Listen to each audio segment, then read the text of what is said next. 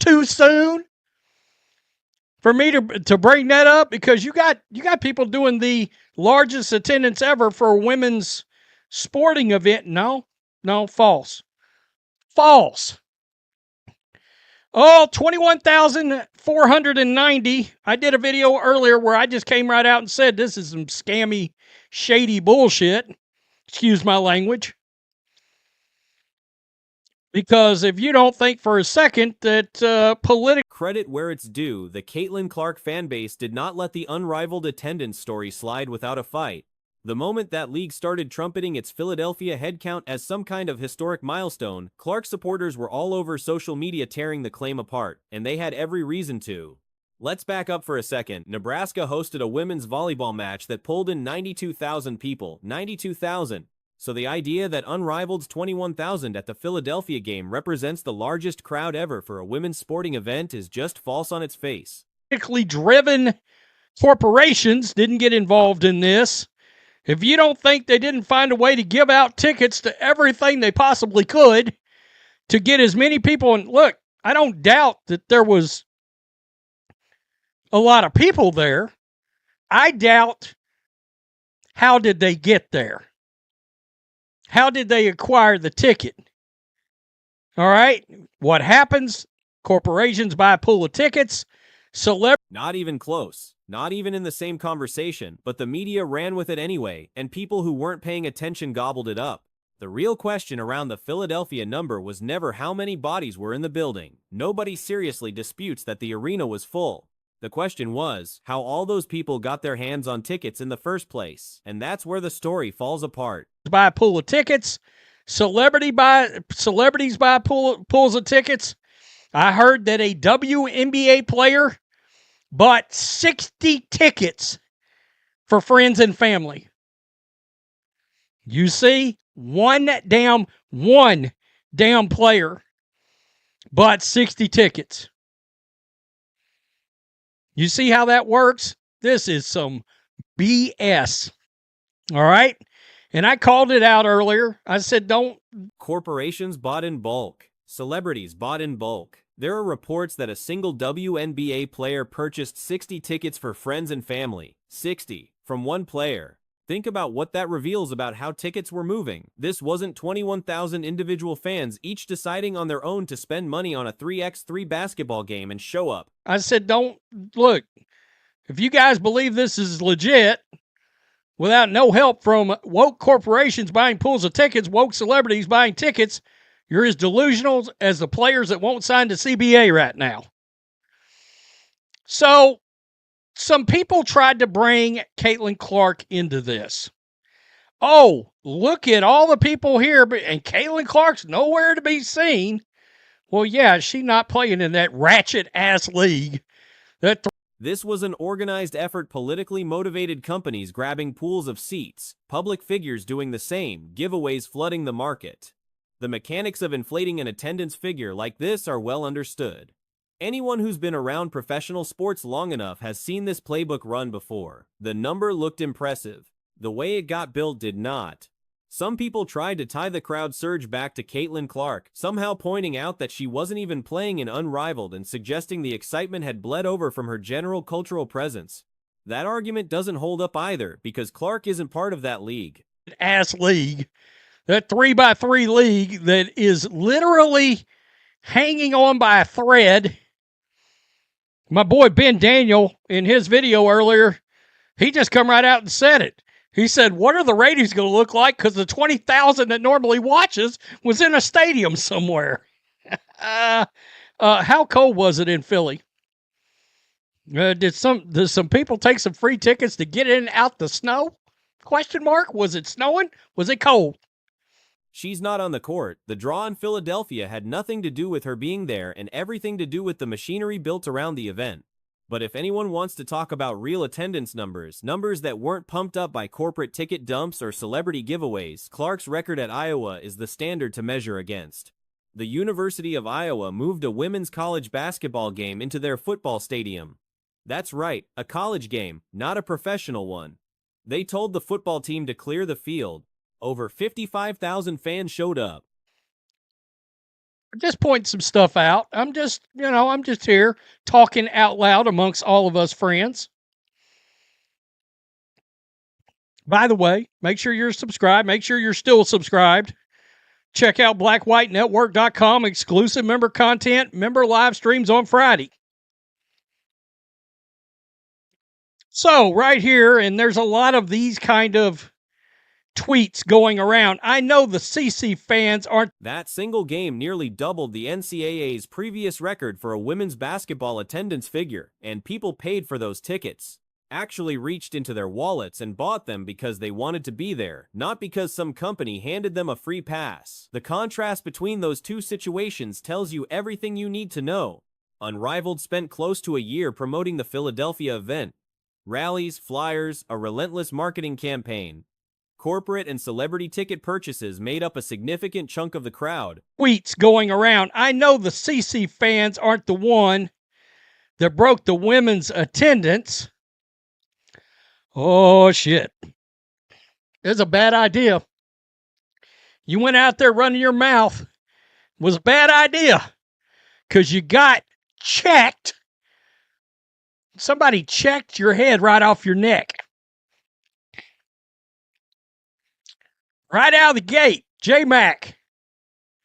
Oh, you mean this 55,000? The weather was brutal cold enough that some of the people in those seats may have simply been looking for somewhere warm to go, especially if the ticket cost them nothing. Meanwhile, Iowa put up a flyer saying Caitlin Clark is playing in the football stadium, and 55,000 people showed up and paid to watch a college game. The social media battles that followed were swift and decisive. Someone out there posted that Clark fans weren't the ones who broke the women's attendance record, that Unrivaled had done it. Within minutes, the Clark fanbase had already responded with the Iowa numbers. The correction was thorough and public. The original poster didn't have much of a comeback. Right here with Caitlin Clark, it was one game, not two. Yeah, by the way, wasn't this like an Unrivaled doubleheader or some shit? Wasn't that a thing? Is that a thing? Somebody told me that. Actually, it was CC fans who broke the record, and Unrivaled ain't even close. Uh-oh. That time they booked a football stadium so more people could watch Caitlin Clark live. That's generally how these exchanges go when the facts are this lopsided. One particular account that jumped into the conversation turned out to be connected to a Paige Bucher's fan page, which added a layer of irony to the whole exchange that wasn't lost on anyone. The back and forth on X made it abundantly clear that a large and engaged fanbase exists around Clark that is not going to sit quietly while inflated numbers get presented as genuine achievements. The bigger point underneath all of this is straightforward. Unrivaled is celebrating a crowd that was largely manufactured through bulk purchasing and corporate involvement. The actual product 3x3 basketball on television is hemorrhaging viewers week after week. TNT's option window is coming. As well. Number one, this is the worst I've ever seen their ratings. Monday's ratings, and we'll get there. We're going to do Friday, Saturday, and Monday.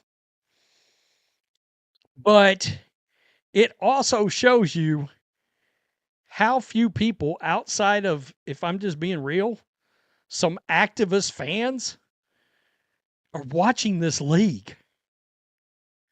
Because even though it's an all-time bad rating, it just shows you. The ad demographic numbers have been disastrous.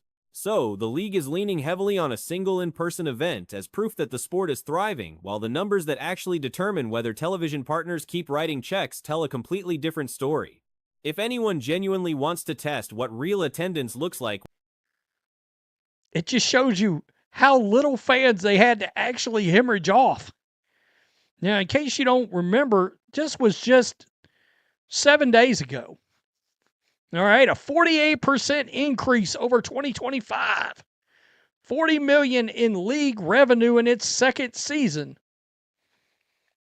And I was like, interesting. And what made that interesting is, well, the media rights deal from TNT. Just fans who want to watch the best player in the game. The result would settle the conversation permanently, and everyone already knows exactly what that result would be.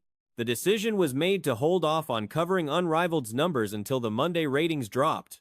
The reason was simple: there was a specific thing worth watching for. Breanna Stewart had walked out holding a sign that read, "Abolish ICE," during one of the broadcasts, and the question was whether that moment would have any measurable impact on who kept watching. It did. But what the numbers actually revealed goes way beyond one controversial moment. Well, the media rights deal from TNT is $16.667 million of that.